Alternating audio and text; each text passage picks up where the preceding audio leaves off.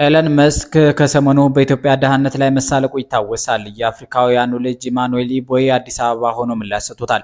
ጉዳዩ ስነ ልቦናዊ፣ ጂኦፖለቲካዊና ታሪካዊ የትርክት ፍልሚያ ሆኖ ቀጥሏል። ላፍታ አብረን ዙሪያ ገባውን እንቃኘው። የዓለም እጅግ ባለጸጋው ኤለን መስክ በማህበራዊ ትስስር ገጹ ያጋራው ጽንሰ ሀሳብ ፖስት በአፍሪካ ቀንድ ብሎም በዓለም አቀፍ ደረጃ አዲስ የፖለቲካ ኢኮኖሚ ክርክር ቀስቅሷል። ኤለን መስክ ኮሎናይዜሽን ሀገራት እንዳህ የሚያደርግ ቢሆን ኖሮ ተገዝታ የማታውቀው ኢትዮጵያ በአሁኑ ጊዜ ሀብታም መሆን ነበረባት። ነገር ግን በጣም ድሃ ሀገር ናት። በሌላ በኩል ቬትናም በፈረንሳይ ተገዝታለች፣ ነገር ግን አሁን ላይ ሀብታም ሀገር ነች። ስለዚህ ቅኝ ግዛት ሀገራትን ድሃም ሀብታም አያደርግም። ይህ መሰሉ ከንቱ ትርክት መቆም አለበት በተሰኘ ሀሳብ ላይ የስ የሚል ሀሳብ ማስቀመጡ ሲያነጋግር ሰንብቷል። ይህ አባባል ዲጂታሉን ዓለም ባናወጠ በጥቂት ቀናት ልዩነት ውስጥ የቀድሞው የአርሰናልና የአይቨሪ ኮስት ብሔራዊ ቡድን ተከላካይ ኢማኑኤል ኢቦይ ከዓለም አቀፉ የደጋፊዎች ሚዲያ ልዑክ ጋር በመሆን አዲስ አበባ ገብቷል። የከተማዋን የኮሪደር ልማት ስራዎች ተዘዋውሮ የተመለከተው ኢማኑኤል ኢቦይ ኢትዮጵያ ድህነቷን አራግፋ የጣለች ሀብታም ሀገር ናት። ስለ ሀገሪቱ ድህነት የሚወራው ወሬ ፍጹም ስህተት ነው፣ የሚጠራጠሩ ሰዎች መጥተው ባይናቸው የጎብኙ ሲል ገልጾታል። እኒህ ሁለት ፍጹም ተቃራኒ መግለጫዎች በአጋጣሚ የተሰነዘሩ ተራ አስተያየቶች አይደሉም። ከጀርባቸው የታሪክ ፍልስፍናን፣ የኒዮሊበራሊዝምን ስውር አጀንዳዎች፣ የቅኝ ግዛት ተጽዕኖ ማጠቃለያዎችንና የጥቁር ህዝቦች የነጻነት ተምሳሌት የሆነችውን ኢትዮጵያን ስነ ልቦናዊ መዋቅር የሚነኩ ጥልቅ የሥራና የጂኦፖለቲካ ስንጥቆችን ይዟል። ኢትዮጵያ በውኑ ድሃ ናት ወይስ ሀብታም? የሀብትና የድህነት ትርጉም ውስጥ በማን ሚዛን ይሰፍራል? ይህ ሰፊ ዘገባ በእነዚህ ጥያቄዎች ዙሪያ የሚሰነዘሩ የባለሙያዎችን ክርክሮች፣ የታሪክ ሰነዶችና የሴራ ትንተናዎችን እየተመለከተ ይቆያል። ኤለን መስክ ያቀረበው መከራከሪያ አዲስ አይደለም። ይህ በአውሮፓና በአሜሪካ የቀኝ ክንፍ ምሁራን ዘንድ በተደጋጋሚ የሚነሳ የቅኝ ግዛትን የታሪክ ጠባሳ ለማቅለልና የተበዘበዙ ሀገራትን የቤት ስራ ራሳቸው ላይ ብቻ ለመጫን የሚቀመር የተቋማዊ ኢኮኖሚክስ ቅንጭብጭብ መላምት ነው። ታዋቂዎቹ ኢኮኖሚስቶች ዳሮን አሲሞግሉና ጄምስ ሮቢንሰን ዋይ ኔሽንስ ፌል በሚለው መጽሐፋቸው ላይ የአንድ ሀገር ማደግ ወይም መደቆስ የሚወሰነው በቅኝ መገዛት ወይም አለመገዛት ሳይሆን በሀገሪቱ ውስጥ ባሉ አካታች ወይም አግላይ የፖለቲካና ኢኮኖሚ ተቋማት መሆኑን በስፋት መተንተናቸው ይታወሳል። ኤለን መስክ ይህን ፍልስፍና በመውሰድ ኢትዮጵያ ነፃ ሆና ሳለች ያላደገችው በተቋማት ድክመትና በውስጥ ችግሮች እንጂ ቅኝ ግዛት ባለመኖሩ አይደለም የሚል ድምዳሜ ላይ መድረሱን የኢኮኖሚ ተንታኞች ያመለክታሉ። ነገር ግን ይህ ትንተና የኢትዮጵያን ተጨባጭ ታሪካዊ መዋቅር ወደ ጎን ያገለለ እጅግ ላዩን ብቻ ያየ እይታ መሆኑን ዓለም አቀፍ የታሪክ ምሁራን ይከራከራሉ። ኤለን መስክ ቬትናምን ከኢትዮጵያ ጋር ማነጻጸሩ ትልቅ የታሪክ ስህተት እንደሆነ የታሪክ ምሁራን ያመለክታሉ። ቬትናም በፈረንሳይ ቅኝ ግዛት ስር የነበረች ቢሆንም ከሁለተኛ ዓለም ጦርነት በኋላ ያሳለፈችው የኮሚኒስት ስርዓት ግንባታ፣ የካፒታሊዝም ሽግግርና ከቻይና ጂኦግራፊያዊ መገኛ አቅራቢያ በመሆኗ የፈጠረላት የኢንዱስትሪ ሰንሰለት እድገት አሁን ላለችበት ደረጃ አብቅቷታል። በተቃራኒው ኢትዮጵያ በቅኝ ግዛት ቀንበር ቀጥታ ባትገዛም በቅኝ ገዢዎች የተከበበች ደሴት በመሆኗ የገጠማት የኢኮኖሚ እገዳ፣ የባህር በር ማጣትና ለዘመናት ሉዓላዊነቷን ለማስከበር የከፈለችው ከፍተኛ የሰውና የገንዘብ መስዋዕትነት የአገር ግንባታ ሂደቷን በእጅጉ አጓቶታል። ታዋቂው የታሪክ ምሁር ፕሮፌሰር ባሩ ዘውዴ ሂስትሪ ኦፍ ሞደርን ኢትዮጵያ በሚለው መጽሐፋቸው ላይ ኢትዮጵያ ነፃነቷን ለማስከበር ያደረገችው ተከታታይ ጦርነት ሀገሪቱ ያላትን ውስን ሀብት ሙሉ በሙሉ ወደ ወታደራዊ መዋቅር እንድታፈስ ማስገደዱን በዝርዝር አስፍረዋል። ይህ ማለት የነፃነት ዋጋ የኢኮኖሚ እድገትን የዘገየበት አንዱ ምክንያት ሆኖ ሊወሰድ እንደሚችል ምሁሩ ማብራራታቸው ይታወሳል። ለኤለን መስክ የተሰጠው ማህበራዊ ምላሽ በቁጣ የተሞላ ነበር። አክቲቪስቱ ቲና በቀለ መስክ የዓለማችን መሀይም ነው፣ ስለዚህ ቅኝ መገዛት ጥሩ ነው ብሎ ሊያሳምነን መሆኑ ነው። በሴራና በተንኮል ከአፍሪካ የዘረፋችሁትን ሀብትና ስልጣኔ መልሱ መጀመሪያ ሲል ገልጿል። ይህ አስተያየት በቀጥታ የሚያያዘው ከድረ ቅኝ ግዛት ንድፈ ሀሳብ እና ከፈላስፋው ፍራንዝ ፋኖን ፍልስፍና ጋር ነው። ፍራንስ ፋኖን ዘ ሪችድ ኦፍ ዘ ኤርዝ በተባለው መጽሐፍ ላይ ምዕራባውያን የሶስተኛውን ዓለም ሀገራት በኢኮኖሚ ብቻ ሳይሆን በአእምሮ ጭምር ለመግዛት የራሳቸውን የሀብትና የድሃነት ትርጉም እንደሚጭኑ መተንተኑ ይታወሳል። የቲና በቀለ ክርክር ምዕራባውያን ካፒታሊዝምን የገነቡበትን የታሪክ ሀቅ በሴራ ትንተና መነጽር ያሳያል።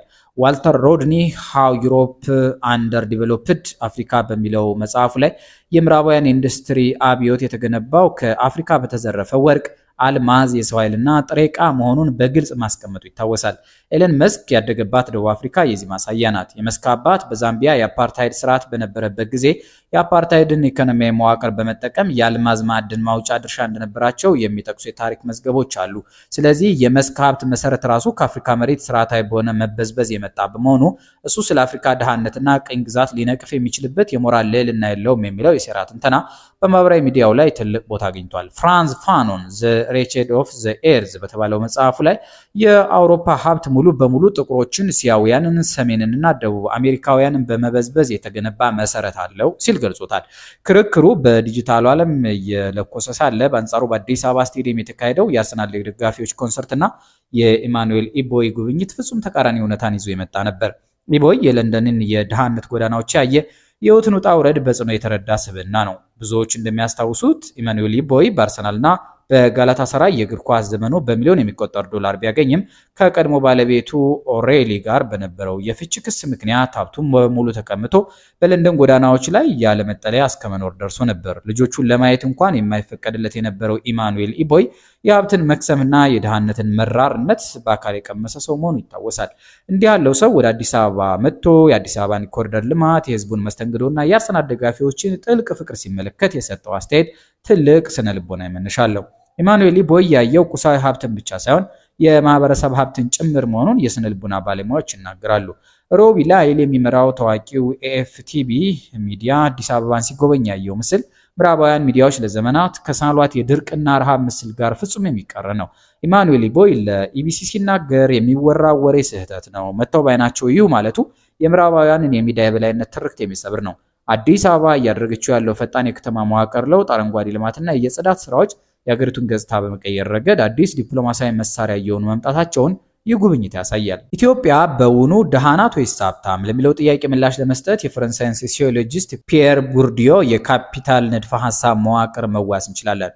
ፒየር ቡርዲዮ ሀብትን በሶስት ዋና ዋና ክፍሎች ይከፍለዋል። አንድ ቁሳዊ ወይም ኢኮኖሚያዊ ካፒታል ገንዘብ፣ ማዕድን እና መሰረተ ልማት ናቸው። ሁለተኛው ባህላዊ ካፒታል ውስጥ የሚካተቱት ታሪክ፣ ስነ ጽሁፍ፣ ስልጣኔና እውቀት ናቸው።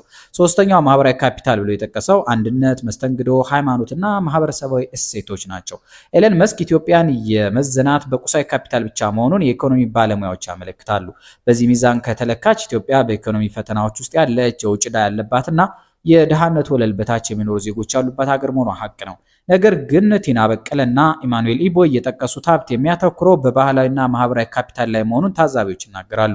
ኢትዮጵያ የራሷ ፊደልና የቀን አቆጣጠር ያላት፣ የዓለማችን ጥንታዊ ስልጣኔዎች ባለቤት የሆነች፣ ከ3000 ዓመት በላይ ታሪካዊ ሉዓላዊነቷን ጠብቃ የኖረች የአፍሪካ የነጻነት ቀንዲል ናት። ይህን ሀብት በገንዘብ ሊመዘን የማይችል ትልቅ ስትራቴጂካዊ ካፒታል ነው ሲሉ ምሁራን ይገልጹታል።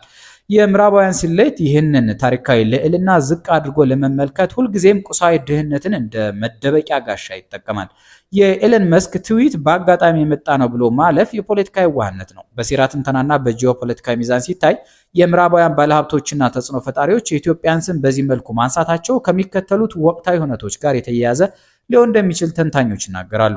ኢትዮጵያ በቅርቡ የዓለምን የኃይል ሚዛን እየቀየረ ካለው የብሪክስ ህብረት አባል መሆኗ ይታወሳል።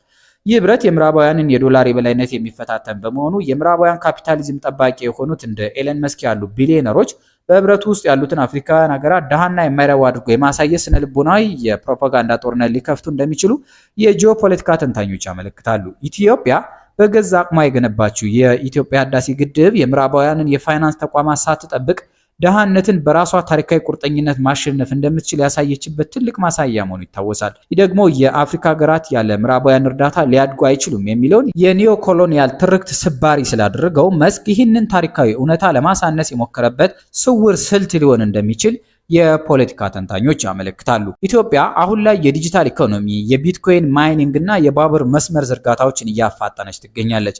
ኤለን መስክ የስታርሊንክ ሳተላይት ኢንተርኔትን በኢትዮጵያ ለማስገባት ጥረት እያደረገ ባለበት በዚህ ጊዜ እንዲህ ያለውን የሀገሪቱን ስም ዝቅ የማድረግ ስራ መስራቱ በድርድር ጠረጴዛ ላይ የበላይነትን ለማግኘት የሚደረግ የኮርፖሬት ሴራ አካል ሊሆን እንደሚችል የኢኮኖሚ ተንታኞች ይጠቁማሉ።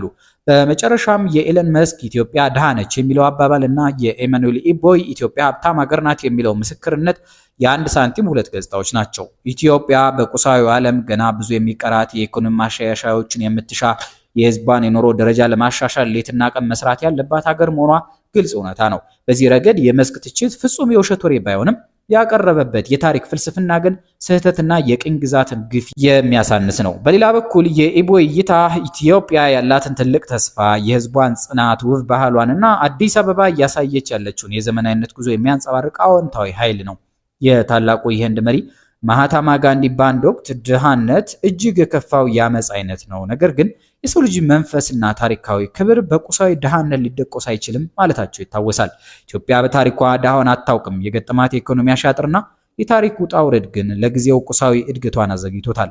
አሁን ላይ ግን በኮሪደር ልማቶች፣ በታላላቅ ፕሮጀክትና በዓለም አቀፍ ዲፕሎማሲ እያሳየችው ያለው መነቃቃት የኤለን መስክን መሰል የምዕራባውያን ትርክቶች ውድቅ በማድረግ የኢቦይን እውነት የምታረጋግጥበት አዲስ ምዕራፍ ላይ ትገኛለች።